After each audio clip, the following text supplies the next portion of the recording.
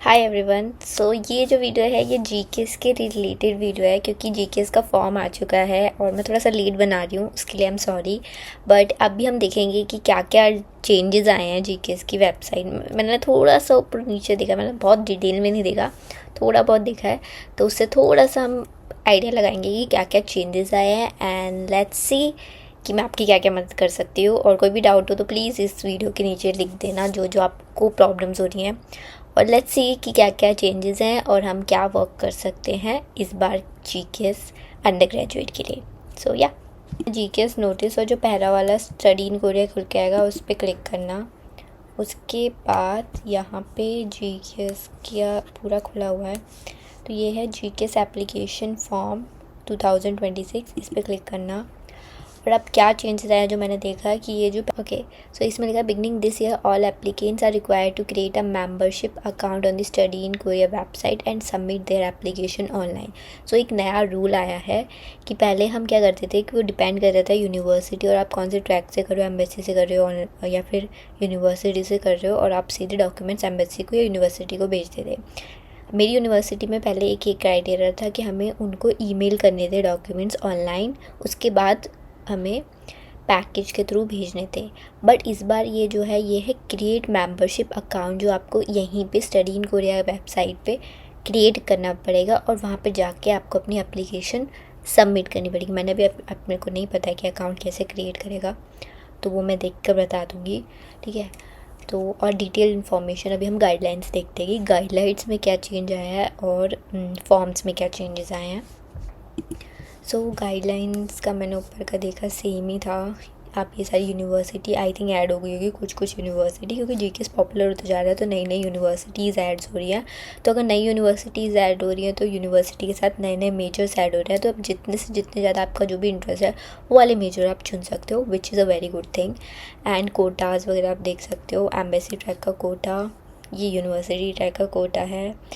और एसोसिएट में 3 यूनिवर्सिटी है, पहले 5 थी, इस बार 3 यूनिवर्सिटी है, विच मीन्स घट गई हैं, which is a bad thing actually. Application method, online application आप इस वाले क्लिक के थ्रू कर सकते हो। After registering membership on the website proceed with the application process by filling out the required section and uploading the necessary document. If a university require additional documents portfolio, ये तो depend करता है आपकी university पे, ठीक है। Application must check eligibility criteria. All GKS topic level 3 to proceed their degree program. However, थोड़ा मैं फंबल कर रही हूँ तो उसको इग्नोर करना। ऑनलाइन एप्लीकेशन स्टार्ट हो रही है September 15 से, तो मतलब अभी तो टाइम, एप्लीकेशन आपको March 15 से स्टार्ट कर देने हैं, तो भरते जाना, ठीक है। Embassy track online application submission, embassy track 11 AM Monday से इतने तक है, यूनिवर्सिटी का भी इतना ही है। तो इससे मुझे ये पता चल रहा है, अरे ये तो बहुत है। सिर्फ एम्बेसी का बहुत ही छोटा पीरियड दिया गया है, क्योंकि एम्बेसी तो आपकी कंट्री में तो इतना टाइम नहीं लगेगा आपके डॉक्यूमेंट्स को एम्बेसी तक भेजने में। बट यूनिवर्सिटी रहकर तो I am very amazed by this कि 2 महीने, एक तरह से पूरा 2 महीने का टाइम है आपके पास, more than 1 month, I would say 2 months तो नहीं होंगे बट मोर देन 1 मंथ का टाइम है आपके पास, 45 days I guess, 45 days I guess, ठीक है। फर्स्ट राउंड इसमें डॉक्यूमेंट सबमिशन पे बात करते हैं, जो वेरी इंपॉर्टेंट थिंग, ठीक है। Application form on fill out directly on system, मतलब आई थिंक मुझे क्या लगता है कि ऑनलाइन एप्लीकेशन फॉर्म क्या ही होगा, ऑनलाइन एप्लीकेशन फॉर्म वही होगा जिस तरीके का आप जिस तरीके का आप हार्ड कॉपी में भेजोगे वही ऑनलाइन फॉर्म में भेजना पड़ेगा। तो इसमें ही एप्लीकेशन फॉर्म पर्सनल स्ट्रीम में वही चीज़, आप जैसे आप क्या करते हो, आप माइक्रोसॉफ्ट वर्ड पे ही तो यूज़ करोगे ना सारी चीज़ें, वही चीज़ कॉपी पेस्ट करके ऑनलाइन एप्लीकेशन फॉर्म में डाल देना, ठीक है। Print scan and upload form 4 sealed, oh online application, only those who pass the first screening are required to submit the seal recommendation letter to the respective first round selection. Okay. So क्या है, पहले आप करोगे online application, ठीक है, और जो लोग फर्स्ट स्क्रीनिंग पास करेंगे उसके बाद आपको अपना रिकमेंडेशन लेटर लेना है, तो विच इज़ अ गुड थिंग, क्योंकि क्या होता है कभी कभी केसेस में ऐसा होता है कि आप नहीं हो पाते हो और आप एक रिकमेंडेशन लेटर ले लेते हो स्कूल से, और फिर उसके बाद अगर आपको फिर से अप्लाई करना है अगले साल तो प्रॉब्लम हो जाती है, क्योंकि स्कूल मोस्टली 1-2 बार ही रिकमेंडेशन लेटर देते हैं, वो भी परेशान हो जाते हैं कि अगर आप बार बार मांगोगे। तो आई थिंक ये सही रूल बनाया है, ठीक है। Fill out directly on system embassy submission document submitted through the Korea study in Korean system the first round of selection, student will determine whether or not to accept submitted document. All applicants documents sent to NIDD for the second round of selection must meet the submit. Okay, तो पहले आपको अपना online form भरना है। जब वो online form आपका accept होगा उसके बाद जाके आपको आपका फर्स्ट राउंड की चीज़ें भरनी है, मतलब सबमिट करनी है। हाँ, एक चीज़ होती है कि क्या होता है कि अभी हम जैसे इंडिया में क्या होता है कि जब आप अपोस्टाइल कराते हो तो अपोस्टाइल पे भी ट्रू कॉपी होती है। आप ओरिजिनल पे अपोस्टाइल कराओगे ना तो वो एक प्रॉब्लम हो सकती है। तो अपोस्टाइल भी हमारे इंडिया में भी होता है कि बहुत सारी जो एजेंसी वो ये कहती है कि आपके ओरिजिनल पे अपोस्टाइल होना चाहिए, उसके बाद जाके आप उसका प्रिंट आउट निकालना, which is not a right thing actually, क्योंकि अगर आप उसका कॉपी निकालते हो तो वो ओरिजिनल नहीं कहलाता वो डॉक्यूमेंट, ठीक है। तो वो आप क्या कर सकते हो कि आप अपना ओरिजिनल कॉपी लेना, उसका प्रिंट आउट निकालना, ठीक है, उस पर ट्रू कॉपी का स्टैम्प लगाना और फिर उसके पीछे अपोस्टाइल का स्टैम्प लगाना, जिससे बहुत इजी होगा और वो ट्रू कॉपी ही मानी जाएगी। आप ओरिजिनल पे स्टैम्प मत लगाना और उसका प्रिंट आउट मत लेना, वो अपोस्टाइल नहीं माना जाएगा। प्लीज़ अंडरस्टैंड दिस, ये बहुत इंपॉर्टेंट पॉइंट है, okay.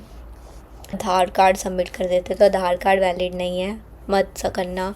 If passport copies are not available, please submit other government issued document or a copy of ID card that clearly indicates citizenship information as a supplementary document. If a supplementary document submitted in addition to a birth certificate do not provide the required information, your application may be put.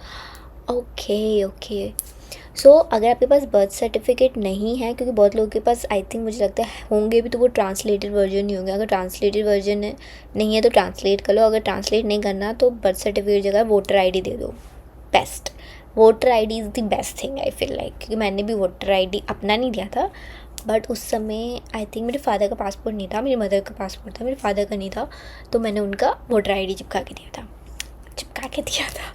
Okay, to the certificate of graduation, submit a certificate if applicant who has associate degree, okay, certificate simple certificate का तो वही है आपका वो TC दे देना, ठीक है, सबसे बेस्ट थिंग है क्योंकि उसमें डेट बताते हैं।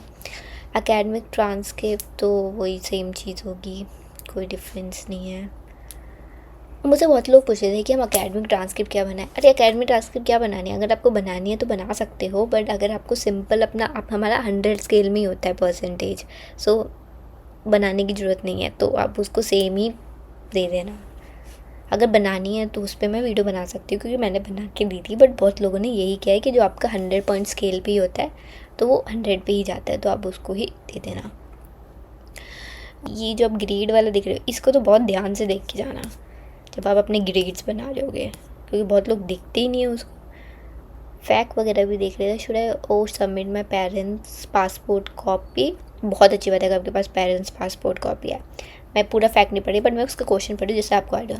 माई father has disease long time ago and can not provide his proof of, वो आप थोड़ा पढ़ लेना क्यों। No, I am planning to graduate from high school in early March. एक इससे मुझे क्वेश्चन याद है, बहुत लोग ये पूछते हैं लाइक फॉर एग्जांपल कि अगर अभी कोई इंसान 12th पढ़ रहा है, नहीं हाँ 12th में है और वो सोच रहा है कि मैं अभी फॉर्म भर देता हूँ, तो नहीं कर सकते हो, बिल्कुल भी नहीं कर सकते हो कि आप 12th में हो और आज ही मतलब इसका फॉर्म भरो, क्योंकि आपको 12th की मार्कशीट चाहिए। तो अगर आपको भरना है तो आप अगले साल ट्राई करना, अगर आप 12th में हो तो, या अगर आप 11th में हो तो आप 2 साल बाद ट्राई करना। लेकिन आपकी 12th कंप्लीट हो गया, आपके पास सर्टिफिकेट आ चुका है, तो आप इस बार अप्लाई करो, please mind this. It takes 1 year in my country to get a diploma. हाँ, तो अगर आपकी कंट्री ऐसी है जो हमारे इंडिया में कम ही केसेस होते हैं, बट अगर 1 साल लग रहा है आपकी डिग्री को आने में, तो एक प्रोविजनल सर्टिफिकेट अपने स्कूल वाले से लिखवा के दे दो।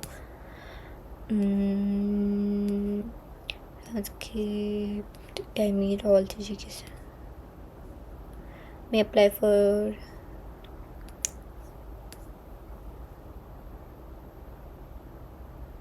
हाँ, मोस्टली अगर इसमें बोला है for the legalization on required certificate, हमारी इंडिया अपोस्टाइल करती है तो अपोस्टाइल ही देना। कोई भी काउंसलर कंफर्मेशन का कुछ सर्टिफिकेट मत देना, वैलिड नहीं है। Can I submit an original degree, मत करना, ओरिजिनल डिग्री कभी मत सबमिट करना। आई ऑब्टेन एन अपोस्टाइल और मैं ग्रेजुएट सर्टिफिकेट इन पास करना है कॉपी। हमारे जो अपोस्टाइल का सर्टिफिकेट उसमें ना एक पीरियड होता है कि इतने इतने टाइम तक वैलिड होता है, तो ये याद रखना। How should I submit document with translation, translate करवा लेना। I submit my original, can I graduation, what should I do for my recommendation, we can recommend you receive a recommendation letter from someone who can provide through. तो कुछ same ही है, मुझे तो कुछ भी difference नहीं लग रहा है इसमें। फॉर्म्स में वही फॉर्म है, एप्लीकेशन वगैरह आपको सबमिट करनी है, ये मेरा ऊपर नीचे हो जाएगा। ये फॉर्म में तो मुझे कुछ भी डिफरेंस नहीं लग रहा।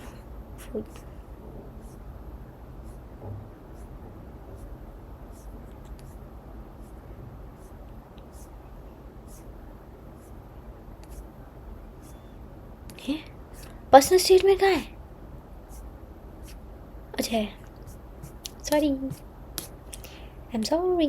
Applicant who passed the first round of selection shall submit the original recommendation letter sealed in envelope to the first round selection institute. Okay. तो आपको रिकमेंडेशन लेटर तभी सबमिट करना है जब आपका फर्स्ट राउंड कंप्लीट हो जाएगा। उसके बाद who passed the first round of selection shall submit the original recommendation letter sealed in envelope to the first round selection institute. Okay, तो जो रिकमेंडेशन लेटर है वो आपको फर्स्ट राउंड के बाद ही करना है। तो इन शॉर्ट ये आपके लिए अच्छी चीज़ है। तो अभी आपको रिकमेंडेशन लेटर का कोई दिमाग में नहीं रखना, तो आप सिंपल ही इसको कर सकते हो, जो मुझे लगता है। सो करें क्या? Okay, let's do this thing. Study in Korea कहाँ है? Create a membership account on the study in Korea website. हम स्टडी इन कोरिया की वेबसाइट पे ही हैं, ठीक है। तो यहाँ पे लॉगिन करते हैं। यार मुझे अपना लॉगिन तो नहीं करना, बट फिर भी करके देखते हैं। लाइक फॉर एग्जांपल मैं अपनी जीमेल को लॉगिन करती हूँ, ठीक है। ये लॉगिन हो गया मेरा जीमेल, ठीक है। अब इसके बाद नेक्स्ट, उसके बाद यहाँ पे आपको अपना पर्सनल इंफॉर्मेशन देना है, ठीक है। तो पर्सनल इंफॉर्मेशन दे के मैं फिर से आती हूँ। इसको अकाउंट बनाने के बाद मैं सब कुछ अपना मतलब डिटेल्स वगैरह डाली, इसमें से लॉगिन किया। उसके बाद फिर नीचे जाके आप यहाँ पे जीके स्कॉलरशिप आ रहा है, उस पर क्लिक करना। फिर यहाँ पे आएगा apply for the GK scholarship, but 15 के बाद से फॉर्म्स ओपन होंगे, then click it and it is not the application period right now, so you will get it. Bye bye.